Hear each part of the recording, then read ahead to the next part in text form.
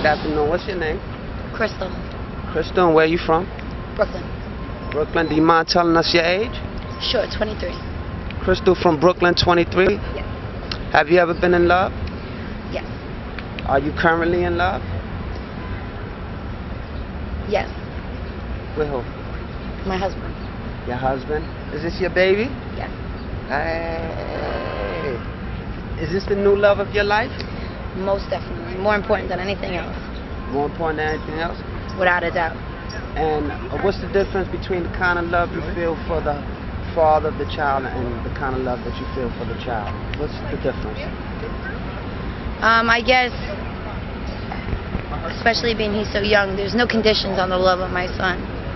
But because we're human and that's how we are, no matter how hard we try, there's always conditions on our love with the people in our life. Because you have, dealt with them and done things with them and had to go through things with them, whatever those things may be. So it puts conditions, and right now there's no conditions. It's just a beautiful little boy experiencing the world for the first time, and I'm trying to be along for the ride and enjoy it with him. So you put no expectations on the child, but you do have expectations for... I have expectations for my son. It's just different because you're like a little more understanding, I think. But I'm stern, I'm strict, and I do expect from him. But it's just like it's a much more powerful. It's like more powerful in a sense. I don't know, because if you're asking me my personal experience, I've been through a lot, and right now, even me and my husband are trying to work things out. Things aren't perfect by no means, and everybody says, well, what's the difference between I love you and I'm in love with you?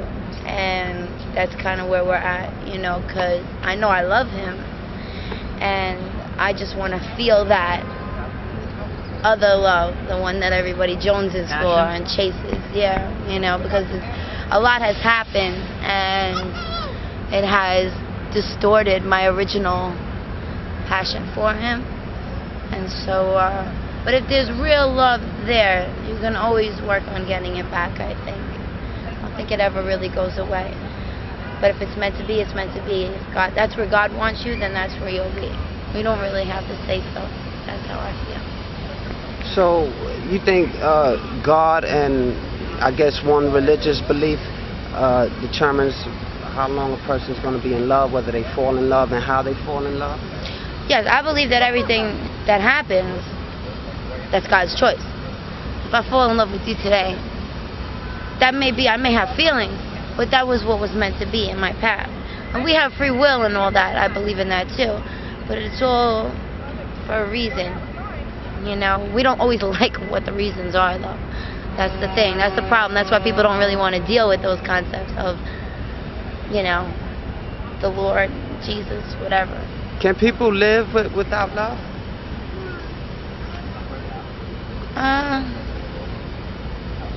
Maybe miserably. I don't really know. Do you consider that living? It's actually suffering, is it not? Well, I don't know if you mean like love to another person, but you can have love for your job and nature and yourself and be a happy person. You don't have to have another individual there in order to be a whole person.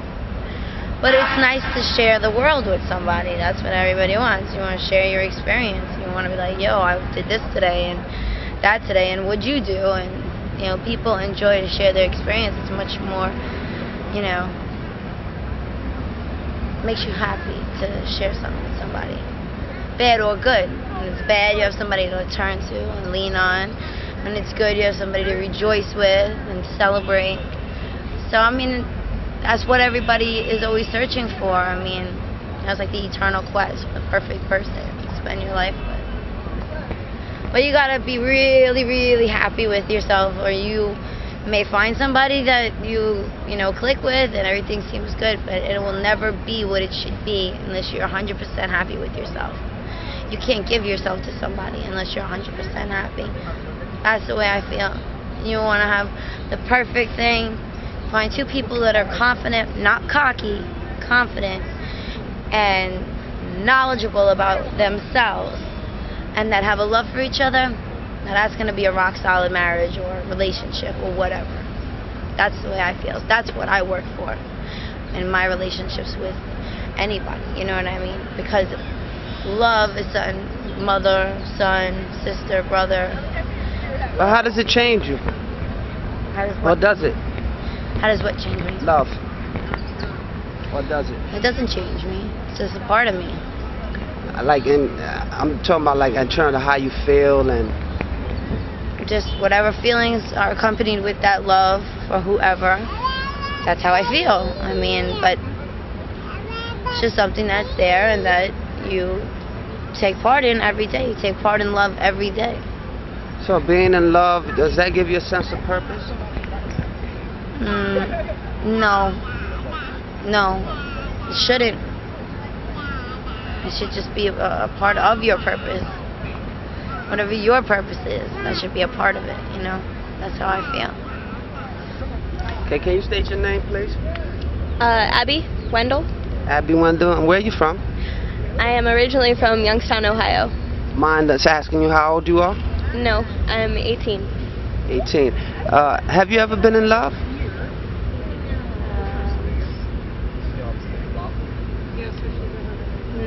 Yes, I suppose.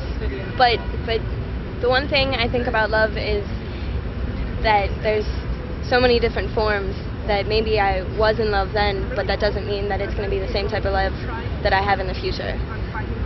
So what kind of love did you experience? What kind of love did I experience? The kind of love that makes you create, that makes you want to open your eyes wider, that makes you want to like go out and experience the world and make the world a better place if you can, instead of holding things inside of you. So why do you think people have a need to love? Why do I think people have a need to love? Or to be loved?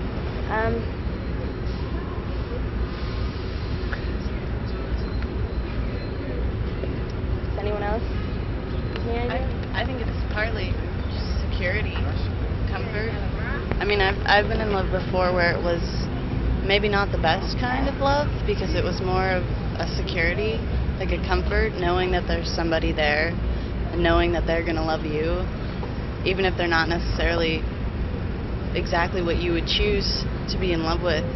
You fall in love with them because you know that they're there and you know that they're going to be there, and it's like a security blanket, like a comfort. But that, I think, can be dangerous, because it makes it hard to get out of if there ever is a reason. I changed my first answer. Okay. Yes, I've definitely been in love, because I think human beings are born with love.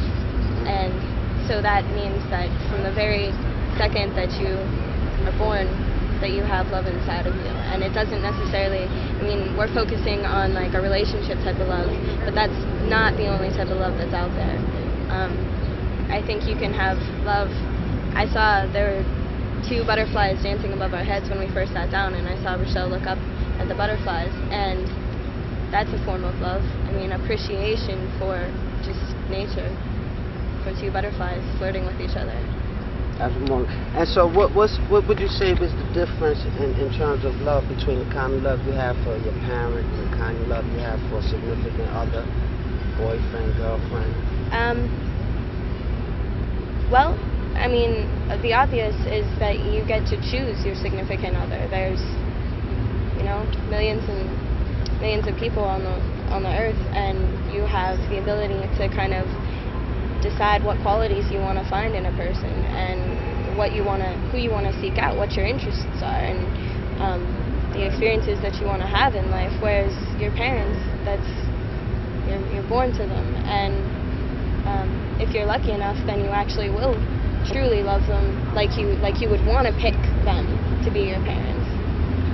So you think people have to grow in order to love each other? Yeah, can Yes, yeah. I think that's an essential part of any kind of love, is being able to grow within yourself and understand yourself more in order to understand what it is you would want to find in another person, or what it is you do appreciate about your parents or your siblings or your friends. You know, I mean, if if you're always if you're always down on yourself, and if you're always thinking about the qualities that you don't like in yourself, then you might find yourself in a relationship that would be a dependence relationship because you like that person better than yourself, and you'd rather, spend your time with them and kind of live through them instead of just being okay with yourself and experiencing the world. So two through people yourself. that really don't know each other, never seen each other, you think they can grow and learn to love each other, or does it should be something that's like spontaneous? Oh no, I think that Love from the first sight. Yeah. Do you believe in love that? at first sight. Lust at first sight. Yeah. Would you like to add something about love? I said lust at first sight. Lust at first sight. Have you ever experienced true love? Yes. Don't get me started. Of course. Point the camera at her. Someone show himself. What about you? What can you say about love? Well, I think love has a lot to do with trust. Like we were talking about parental love, family love. I think it's a trust that they're going to be there and they're going to support you, and not that they'll always give you what you want or the answer you want to hear. Nothing like that, but just a feeling of knowing that they're there and they're not going anywhere. We had a person, a guy, right? He was complaining about women nowadays. He said women are more materialistic nowadays, and it's very hard to really communicate with them and really like fall in love with them because their target is like how much can you give me material-wise. He's talking to the wrong women. Yeah. You don't agree with that? Is it the women are materialistic or our culture is more materialistic? Culture is becoming more materialistic, Yeah. and of course in women, and it's very hard to find to fall in love nowadays. He says. Do you agree with that? I mean, do you find that what can you say about from the women's perspective about what? I think there's a really a lot of tolerance for superficial relationships these days. It's kind of like people can go along and go along and go along with each other as long as there's always something to do. I mean, people can sit down and go out to dinner and then go watch a movie, and they don't have to talk the entire time they're there. They can chew and then they can just sit there and vegetate, and that they can have like a quote-unquote relationship because they're spending time together, but how much of a real relationship is that? And I think society, I mean, the food industry makes a lot of money there, and so does the film industry, and that's materialistic. What's your ideal love situation, or you being in love? Are you in love right now? Well, I have love inside of me right now. I'm not in love with one person. No. I would like to find. Can you seek out love? I mean, is this something that you search for? It's just spontaneous, is it not? Do you think? I think it's spontaneous. Well, not necessarily spontaneous, because I think that you have to reach a certain stage in your own life where you're confident in yourself and where you don't necessarily need someone else to fill in the gaps, to fulfill. Yeah, I think that if you are searching for love, like if you're making that your goal, like I need to find somebody to love, chances are you're going to end up settling for something that isn't really what you wanted in the first place because it fits, and you're like, well, I can love this can love me, so I guess I'll take it, and then you're not going to be satisfied. Because it's not natural, right? Right. It's not. It shouldn't be something that you're striving for or playing like a game, like something that you have to win. And it's like turned into a game now. Yeah. It is a game. Well, like the man you talked to who said that women nowadays are more materialistic. Right. It's like he said that they primarily look into his pocket, how much money he's got, what kind of car he drives, that kind of thing. He was really complaining, and it's not the first time I ever heard a man say that. And he's about what, 17, 18? Yeah. Oh my God. I could say the same thing. I could say the same thing about men, maybe not money-wise, like looking at how much money I have, but as far as being materialistic or shallow, because I think a lot of people are materialistic or shallow. And if you're looking for women, then you're going to find materialistic women. If you're looking for men, you're going to find materialistic men, because a lot of people are, and a lot of people don't want to look closer and look beyond what you're wearing and what you drive and what you look like and the people you know. A lot of what people, your status is, right? yeah, a lot of people just don't want to, like you said, on a date. You know, a lot of people don't want to talk to each other and get to know each other. They just want to go spend time with each other, be seen, see a movie, you know. And then if you're looking for just somebody to go do that with, then maybe you are going to find the wrong people. I'm Steve Cohn. I'm the next host for My Love, project about the nature of love. I'm 33 years old. I was born in eastern Pennsylvania, and I think I have about as much experience with the ups and downs of love as anybody that I've ever known, so hopefully I'm qualified to suss out some good answers from people. So tell us about yourself. My name is Jacqueline. I'm from New York. And how old are you, Jacqueline? 21. Okay. So what is it that you think love is? Can you kind of define what you think it is? I'm not sure. Sometimes I think it's a social construct of just a way to get people to partner up, pair up. As far as true love is concerned, I don't know if I believe in it. I think that in most intimate, long-term relationships, one person cheats. Seems almost always. So I think it's human nature, maybe. Right. I don't know, just not to have one partner. Right. Do you think that cheating somehow represents a break in a relationship where you can say that that person who cheats doesn't love the other person? Not necessarily. I mean, it's natural to have a strong emotional connection with somebody and a partnering, but as far as intimacy, sometimes there's things that are missing that a person needs to find for themselves to fulfill their individual desires or needs, and Right. and it's not always the same for both people involved. And do you think, so when you say that you don't think true love exists, what you're saying is that kind of social construct that people have, that idea of two people meet and they spend the rest of their lives together forever, exclusively, etc. So you sort of take, I don't want to say more of a cynical view on it, but what would you say about that? I guess like the idealistic idea of love. Like it's just true love isn't. I mean, maybe it exists and I just don't know because I haven't experienced it, but from even the people surrounding me that think they've experienced, I tend to disagree, but I'm not going to tell them that. But, Right. yeah. Do you find yourself pretty guarded, or are you somebody who kind of protects yourself against feeling those feelings, those strong feelings that people call love, or do you feel that do you find that you're able to fall in love fairly easily? I think it's a case-by-case situation, but for the most part, I think naturally it just doesn't happen for me so easily, so maybe I'm subconsciously guarded and I'm unaware of it. But, I mean, I'm not inclined either way I'm not eager to feel either way about it, just what happens. And do you think that can love be a purely platonic thing? Does it have to be a physical thing?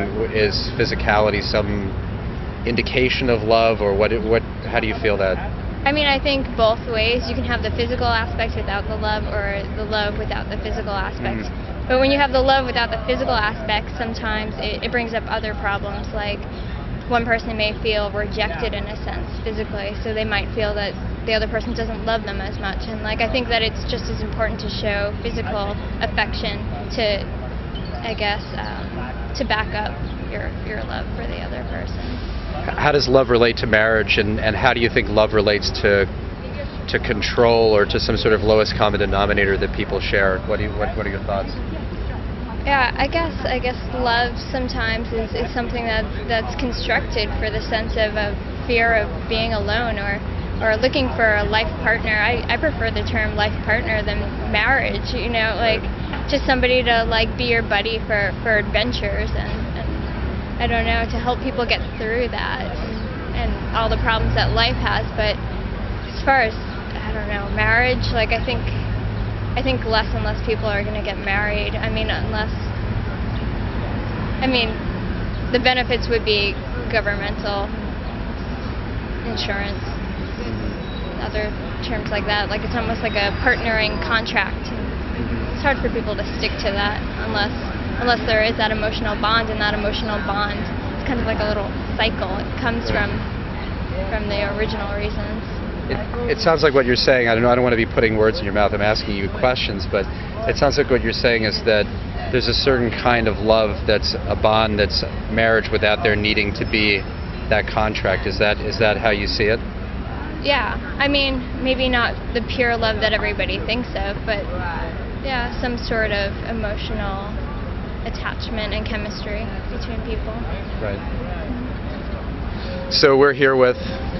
My name is Lior. Lior. And how old are you? 27 last week.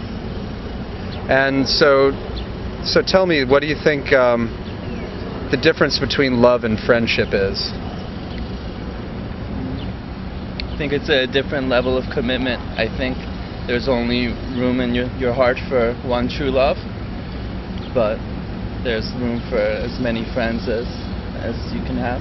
When would you know, like, say, with someone that you were falling in love with or in love with, how would you know that it was more than just friendship? When would you know that you had reached that point? I think there's an old saying from the 60s, when their needs become more important than your own. I think that's what it is. Interesting. And how would you know when love is ended? Or do you believe that love does end? I mean, I guess that's another question. I think you could fall in and out of love. I think you would just feel an incredible sense of loss if you had love and then it left. Do you think? Well, let me ask you this: Are you from New York? Did you grow up here, or where did you grow up? Yeah, in the suburbs in New Jersey. Oh, you did.